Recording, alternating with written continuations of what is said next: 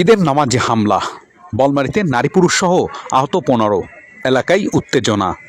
পবিত্র ঈদুল ফিতরের নামাজ আদায় করতে গিয়ে ফরিদপুরের বলমারীতে পূর্বশত্রুতার জেরে হামলার ঘটনা ঘটেছে। এ ঘটনায় নারী পুরুষ সহ অন্তত ১৫ জন আহত হয়েছেন। অভিযুক্ত করা হয়েছে সিদ্দিক শরীফ ও তার অনুসারীদের বিরুদ্ধে। শনিবার ২১ মার্চ সকালে ঈদের নামাজ শেষে মোনাজাত চলাকালীন সময়ে এ হামলার ঘটনা ঘটে। প্রত্যক্ষদর্শীরা জানান, হামলাকারীরা দেশীয় অস্ত্র নিয়ে অতর্কিতভাবে উপস্থিত মুসল্লিদের উপর ঝাঁপিয়ে পড়ে এবং এলোপাথারি পিটিয়ে ও কুপিয়ে আহত করে। সরেজমিনে গিয়ে জানা যায়, উপজেলার পরমেশ্বরদী ইউনিয়নের সারন্দী গ্রামে নতুন ঈদগাহে প্রথমে সিদ্দিক শরীফ ও তার অনুসারীরা নামাজ আদায় করে চলে যায়।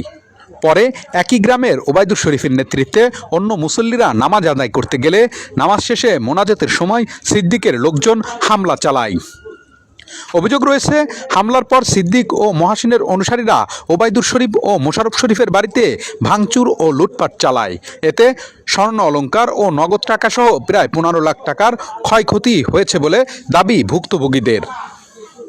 ঘটনার পর রজ্জব আলী বাদী হয়ে ১১ জনের নাম উল্লেখ করে এবং অজ্ঞাতনামা আরও ৫০ থেকে ৬০ জনকে আসামি করে বলমারী থানায় মামলা দায়ের করেছেন। মামলা নম্বর ৩০। রজ্জব আলী বলেন, আমরা ঈদের জামাতে গেছি, ওরা আগে নামাজ পড়ছে। সিদ্দিক শরীফ, মহাসিন শরীফ, ওরা আর কি আমরা নামাজে গেলে পরে ওরা নামাজ আগে শেষ করছে। পরবর্তীতে আমরা গেছি নামাজে, নামাজে গেলে পরে আমরা নামাজের ভিতরে ওরা আর কি হামলা চালাইছে। রান্দা, লাঠি সোটা, রড ইত্যাদি জিনিসপত্র নিয়ে, ধারালো অস্ত্রপাতি নিয়ে আমাদেরকে আক্রমণ করছে। আমরা মোনাজাত শেষ করতে না করতেই আমরা এইভাবে আহত। আমাদের হাতে কিছুই ছিল না মানুষের কাছে। ওরা আমাদের অতর্কিত হামলা চালাইছে, আর ওরা পুরো পরিকল্পিত ভাবে ওরা আমাদেরকে আক্রমণ চালাইছে। ঈদের নামাজের সময় আমাদের এভারেজ ১৫-১৬ জন বাড়ি ঘর ধরে ভাঙচুর করছে। ওরাই ভালো জানে।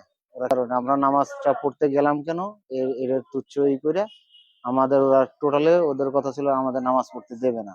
ওদের মনে মনে ভাবনা ছিল এটা। সারন্দী, এর সুষ্ঠু বিচার চাই।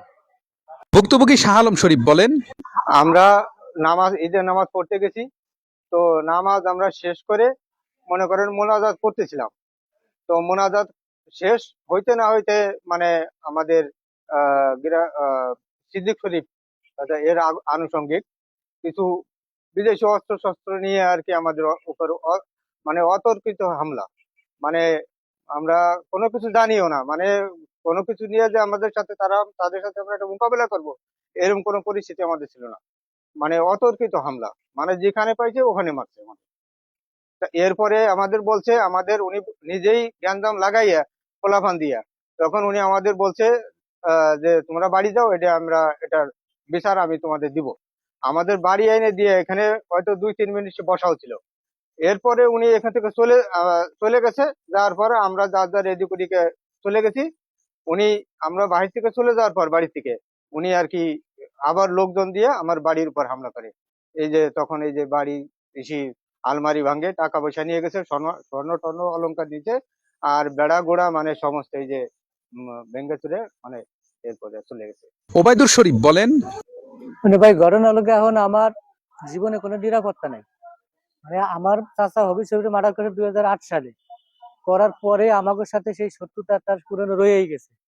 এখন আমাকে গোষ্ঠীর ভিতরে মানে আমি একটু মোটামুটি আল্লাহ ভালো রাখছে। এখন আমার মতো মানুষ সে মারতে পারলি পারা এই গ্রামে শান্তি বসবাস করতে পারি, মানে আমারে জীবনের কোনো নিরাপত্তা নাই তার কাছে। মরিষ্কার করা তারা যদি আমাকে জীবনে বাঁচতে, তারা আমার চান্দা দিয়ে চলতে হবে। মানে তারা যদি ২-৪-৫-১০ লাখ করে আমি দিতে পারি, তাহলে আমার জীবনের নিরাপত্তা আছে। এখন নিরাপত্তা আমার নেই। সিদ্দিক শরীফে এখন একই কথা, সে আমার জীবনের থেকে শেষ করে দিবে। সিদ্দিক শরীফ এবং মহাসিং তার ভাই বেটাই দুইজনের একই কম আমার জীবনের থেকে। আমার জীবনের নিরাপত্তা চাই এখন। নামাজ পড়তে, বুঝছেন, গ্রামের ইদানিং কোনো যাই ঝামেলা তেমন কোনো কিছু ছিল না। পুরনো মার্ডারের একটা ছিল। সেখানে থাকার পরে সে বছর তাতে আমরা কোনো কিছু এগুলো জানি না। আমরা তো মনে করি ঈদের গ্রামে যাবে না, কারণ আমরা জামাটা ২টা। তারা করলো সকাল, তারা বলছে যে আমরা ৮:৩০ মাঠ ছেড়ে চলে যাবো। তারা আগে নামাজ পড়ছে। তা তারা যাওয়ার পরে আমরা 9টার দিকে গেছি নামাজ পড়তে। নামাজ পড়তে গেলে তারা চলে যাবেন, আমরা ফাঁকা মাঠে নামাজ পড়তে গেছি। নামাজ পড়ে মোনাজাত শেষ করতে পারিনি, এর মধ্যে একটু মানে থেকে রাস্তার পর কি ব্যাপার মাঠের কোনায় করার পরেই মোটামুটি এরা হঠাৎ করে মানে মোনাজাত শেষ করে যাবে পাশের থেকে মানে গরু যেরকম বাইরে, মানে আমাকে একটা লোক সরার মতো কোনো অবস্থা নেই। অস্ত্রপাতি নিয়ে নাটি সংখ্যা নিয়ে মোটামুটি মানে আমাকে জানি মেরে লাগে পরিষ্কার কথা। সাথে সাথে আমার ফুফাতো ভাইদের মাথায় কোপ দেয়, সাথে সাথে আমার যে অবস্থান মানে ওই ঠেকাইতে গেছি আমি আগে কি ব্যাপার আগে শুনে নেই কি হয়েছে। যদি আর 2-4 দিন আগে বা 2-1 মাস আগে যদি তার সাথে কোনো মন মনে থাকতো, মুখ কালাকালি হইতো, তখন তার সাথে আমাকে একটা মনে একটা ভয় থাকতো যে আমাকে তো গ্রামে ঝামেলা আছে। কোনো কিছু না, আমাকে মারার অর্থটা কি। আর এই সিদ্দিক শরীফ বলে বারবার আমাকে চান্দা চাইতেছে, আমলিকের একটা ইয়া ছিল উনি, ও বারবারই একই হুমকি দিয়ে আমি ব্যবসা বাণিজ্য করি, ওটা ওর চান্দারে চলতে হবে আমার গ্রামে। ঈদের নামাজ পড়তে হয়েছে, ঈদের নামাজ পড়তে যায়, তারপরে হলো ওইখানে মুনাজাত করার সাথে সাথে আমার ওই যে মামা শ্বশুরে মারছে আগে, তারপরে আমার মামা তো বাইরে মারছে, তারপরে মারামারি করার পর আমার পাশে সবাই মারামারি ওই লাঠি ঠেঙ্গা নিয়ে আতাআতি শুরু করে আমার দেবরের মাথা ফাটাইছে, আর এক দেবরের মাথা ফাটাইছে। এখন হাসপাতালে এরা ভর্তি। আমার এই বাড়ি পর আমার এই দেবর বাসুরির ছেলেরা মারছে, এই মামা শ্বশুরে মারতেছে, আমার হাজবেন্ড সবাই রয়েছে জায়গা, তাই শুনে আমি হয়েছি। আসার পর পরে ঠেকাঠেকি করতে যাইয়া আমি ওকে ঠেকাইতে মানে নিষেধ করতেছি যে তোমরা মারামারি করো না, মারো না, সবাই তো তোমরা আপনজন, মারামারি করো না, সবাই তো ভাই বিরাদার। পরে আমারে একজন ধাক্কা মারছে, আমি ওই টিনির উপরে যে পড়ে গেছি, আমার বুকে পেয়েছি ব্যথা, আর একজন আইসে আমার এই হাতে তুলে বাড়ি মেরেছে।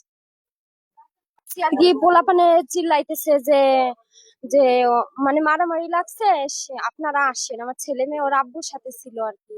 পরে হলো আমি দৌড়াই আইসে দেখি যে আমার হাজবেন্ডের মাথা থেকে রক্ত ঝরতেছে। পরে আমি হলো তারে মাথায় হাত চাইতে ধরছে আর তার পিঠে ব্যাট দিছি, তারপরও তারে পিটাইতে আছে, আর সেই সঙ্গে আমারও এই যে কপালটা ফুলে আছে এখনো, মানে ডাক্তার দেখানোর পরে একটু কমছে আর কি। তাই বেটারা তো নামাজ পড়তে গেছে, এরপরে রাস্তায় তো মারামারি লাগছে, তারপরে বিটিরা সব চলে গেছে চিল্লে পাল্লা শুনে। বাড়ি আমার মেয়েটা ছিল আমি যাইতে পারি নাই। এরপরে সিদ্দিক শরীফের 2 ছেলে, মহাসিং ছেলে বাড়ি পর আইসে অনেক গালিগালাজ করছে। 7-8 জন আইছিল, কিন্তু ঘরে ঢুকছিল এই 5 জন।